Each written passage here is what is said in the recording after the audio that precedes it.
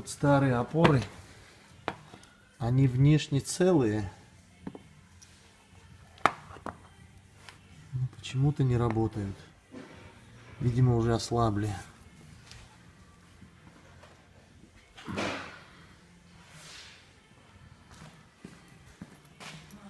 Пришлось снять глушитель, чтобы их поменять.